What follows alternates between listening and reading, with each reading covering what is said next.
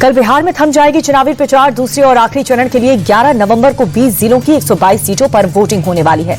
मोतिहारी में यूपी के सीएम योगी आदित्यनाथ की रैली हुई। विपक्ष पर निशाना साधा गया।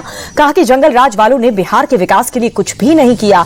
आरजेडी कांग्रेस ने सिर्फ और सिर्फ लूटने का ही काम किया है। सीएम योगी आदित्यनाथ बोले, आरजेडी के राज में माफियाओं को संरक्षण मिला। ऐसे माफियाओं को न चुने जो फिर से जंगल राज लाएंगे। अपराधी जीतेंगे तो सुरक्षा भी दांव पर लगेगी। पूर्णिया से गृह मंत्री अमित शाह का राहुल तेजस्वी पर आरोप। बोले कि ये दोनों मिलकर सीमांचल को घुसपैठ का अड्डा बनाने में लगे हैं। देश की सुरक्षा से खिलवाड़ महागठबंधन का मकसद।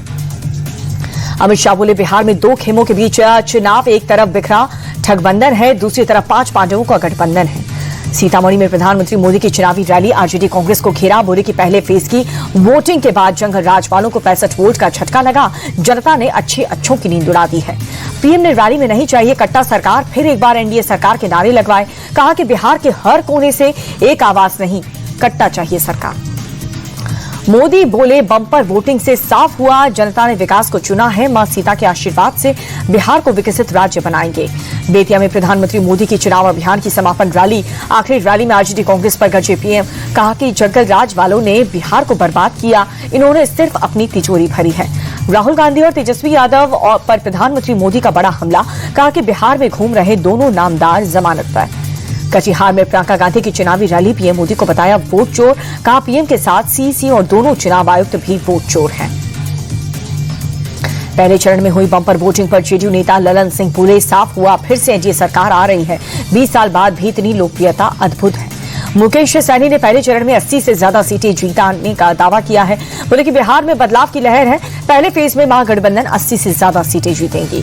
कांग्रेस नेता कन्हैया कुमार ने बिहार के बदलाव का दावा किया। बोले कि अगर बीजेपी वोटों की चोरी नहीं करेगी तो बिहार में सरकार बदलना तय है।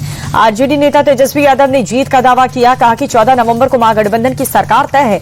इस बार जनता बदलाव के मूड में है। पहले चरण की 121 में से 100 सीट जीतेगा एनडीए। केंद्रीय मंत्री चिराग पासवान का दावा। बोले कि इस बार 2010 का भी रिकॉर्ड टूटेगा।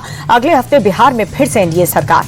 पवन खेड़ा ने पहले फेज की 121 में से 72 सीटें जीतने का दावा किया है। बोले 72 सीटों पर महागठबंधन को स्पष्ट बहुमत। चुनाव आयोग ने जरा सी भी गड़बड़ी की तो देश उन्हें माफ नहीं करेगा। जेडीयू नेता नीरज कुमार ने पटना में लगाई प्रदर्शनी। लोगों को लालू के जंगल राज की याद दिलाई। बिहार के सीमांचल में मुस्लिम वोट की लड़ाई तेज हुई। चुनावी रैली में कांग्रेस नेता इमरान प्रतापगढ़ी ने ओबीसी पर निशाना साधा। बोले कि ओबीसी तेलंगाना में कांग्रेस के लिए दरी बिछा रहे हैं। इमरान प्रतापगढ़ी को एआईएमआईएम का जवाब। कहा कि मैडम के कहने पर इमरान सीमांचल आए, वो उन्हीं के कहने पर उठते बैठते हैं। इमरान मदारी की डुगडुगी पर चलने वाले मात्र एक बंदर हैं।